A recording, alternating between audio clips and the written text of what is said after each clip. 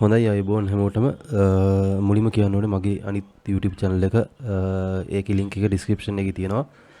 මේකෙදි සම්පූර්ණයෙන්ම ඔයගොල්ලන්ට derivative mini trading ගැන තමයි මේකෙදි උගන්වන්නේ. එතකොට account එකක් හදන තැන ඉඳන් සම්පූර්ණයෙන්ම මම videos ටික පිළිවෙලකට දාගෙන හදාගෙන එනවා මේ දවස්වල. ඉතින් මේ channel එකේ link එක තියෙනවා subscribe කරලා ඒ channel එකට ගිහිල්ලා ඒකේ තියෙන videos බලන්න. derivative trading ගැන අදහසක් තියෙන අය right ඊට පස්සේ මම ඔයගොල්ලන්ට ඊයේ දවසේදී strategy එකක් කියලා දුන්නා. මේක Fibonacci retracement tool එකකින් ඕගොල්ලන්ට පාවිච්චි කරන්න පුළුවන් ස්ට්‍රැටජි එකක්. එතකොට මේකෙදි ටාගට් එක ගන්න විදිය මම ඕගොල්ලන්ට පෙන්වනවා. ඒ වගේම එන්ට්‍රි එකක් ගන්න විදියත් මම ඕගොල්ලන්ට පෙන්වනවා. ඉතින් ඊයේ Euro USD මාකට් එකේ මම 1 hour chart එකේ කරපු ඇනලයිස් එකක රිසල්ට් එක මේ තියෙන්නේ. දැන් ඒකෙදි සම්පූර්ණයෙන් ඕගොල්ලන්ට පේනවා ප්‍රොෆිට් එකෙන් 150ක් විතර ඒ කියන්නේ මේකේ පළවෙනි ටාගට් එක රීච් කරලා තියෙනවා. මෙන්න මෙතන තමයි පළවෙනි ටාගට් එක තියෙන්නේ. ඒ කියන්නේ Fibonacci retracement එකේ බිඳුව කියන level එක තමයි මේකේ පළවෙනි ටාගට් එක. දැන් මේ පළවෙනි ටාගට් එකේ TP එක hit වෙලා තියෙන්නේ. මෙන්න මේ line එක තමයි ඒ ටාගට් එක. ඒකේ TP එක hit වෙලා තියෙන්නේ. එතකොට දෙවෙනි ටාගට් එක 1.61 කියන ටාගට් එකට යන්න තියෙන්නේ තව. මේකේ සාමාන්‍යයෙන් එක දිගටම මෙහෙමම යන්නේ නැති වෙයි. ගොඩාක් දුරට මේක අපව උඩට වේව් එකක් හදලා ඊට පස්සේ ගොඩක් දුරට දෙවෙනි ටාගට් එකට යයි කියලා තමයි මම හිතන්නේ. එහෙම වුණොත් එහෙම මෙතන ලෝ එකක් හැදුවොත් එහෙම දැන් අපි මේ ඊ කරපු ඇනලයිස් එක එතකොට Euro USD එකේ ඩවුන් ට්‍රෙන්ඩ් එකට හැරලා තියෙන්නේ. දැන් මේ 200 EMA එකෙන් පෙන්වන්නේ ඩවුන් ට්‍රෙන්ඩ් එකකට Euro USD මාකට් එක හැරලා තියෙන්නේ කියලා. එතකොට මේකෙදි මම කියන්නේ 1 hour chart එකේ ඔගොල්ලෝ ඇනලයිස් කරනකොට 1 hour chart එක 15 minute එක ඇනලයිස් කරන්න. ඊට පස්සේ 1 hour ඇනලයිස් කරනවා නම් 15 minute එකෙන් එන්ට්‍රි ගන්න. 15 minute එක ඇනලයිස් කරනවා නම් 1 minute හරි 5 minute හරි වලින් ගොඩක් දුරට 1 minute වලින් ගන්නවා නම් ලොකු හොඳ රිසල්ට් එකක් ඔයගලන්ට ගන්න පුළුවන්. ඒ කියන්නේ stop loss එක අඩුවෙන් තියාගන්න පුළුවන්. දැන් මේකෙදි මම stop loss එක තියලා තියෙන්නේ 70 කියලා level එකට.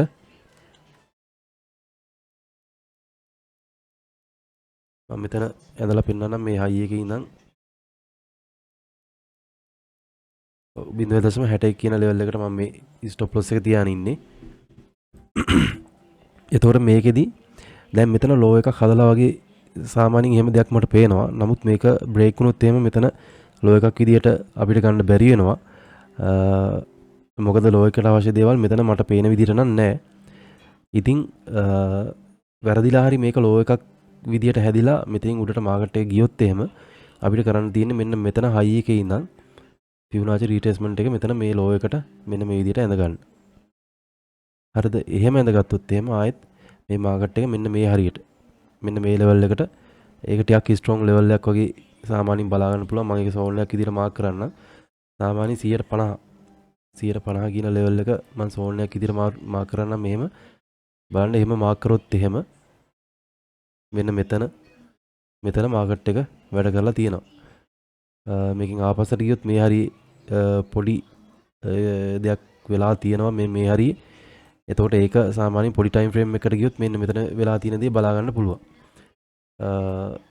එතකොට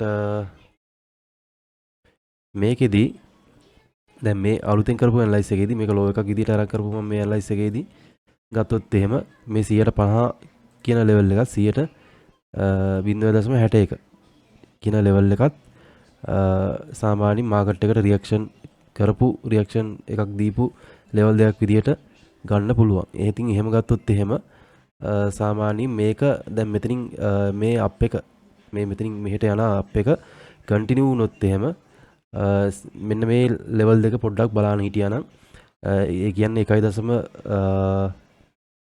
මම මේක ලයින් දෙයක් ඇඳ ගන්නම් 1.10.568 කියන level එක සහ 1.10.645 අතර zone එකක් ඕගොල්ලන්ට ඇඳ ගන්න පුළුවන්. ඊට පස්සේ පුළුවන් 1.10.804 සහ 1.10.865 කියන level අතර zone එකක් ඇඳ ගන්නත් පුළුවන්. මේක 1 hour chart එක තමයි කරන්න ඕනේ.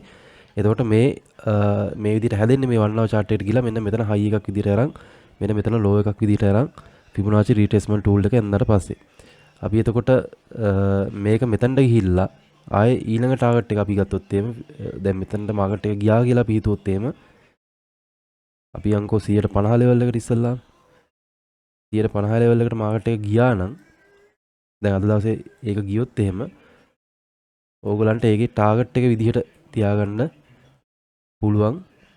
ඊයේ දවසේදී මම මේ දාගත්ත ටාගට් එකම ඕගලන්ට තියාගන්න පුළුවන්. ගොඩාක් දුරට මෙච්චර නම් පල්ලෙහාට එයිද කියන එක හිතන්න අමාරුයි. නමුත් කොහොමත් මෙන්න මේ මම අර ඊයේ දවසේදී බලාපොරොත්තු වුණු ඒ ටාගට් එකට මාකට් එක අද දවසේදී එන්න ගොඩාක් දුරට ඉඩ තියෙනවා. එතකොට අද සිකුරාදා දවසක් හෙට සහ අනිද්දා මාකට් එක ක්ලෝස් වෙනවා. ඉතින් ඒ කරුණුත් එක්ක පොඩ්ඩක් අද රෑ සාමාන්‍යයෙන්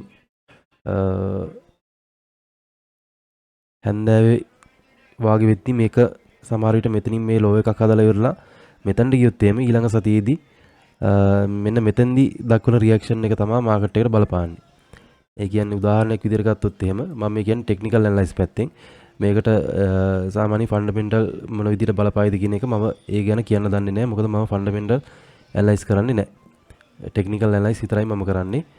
එතකොට මේකෙදි වෙන දේ තමයි මම මේ කිව්වේ මෙන්න මෙතන හයි එකක් විදිහට අරන් මෙතන ලෝ එකක් විදිහට ගත්තොත් එහෙම මේ ලෝ එක හදලා මේ මාකට් එක ෆිබොනාචිගේ 150 ලෙවල් එකට ගියොත් මෙන්න මෙතනින් ඒ ලෙවල් එක මොනිටර් කරගෙන ඉන්න එතනින් ආපහු හැරෙන්න ගොඩක් දුරට ඉඩ තියෙනවා.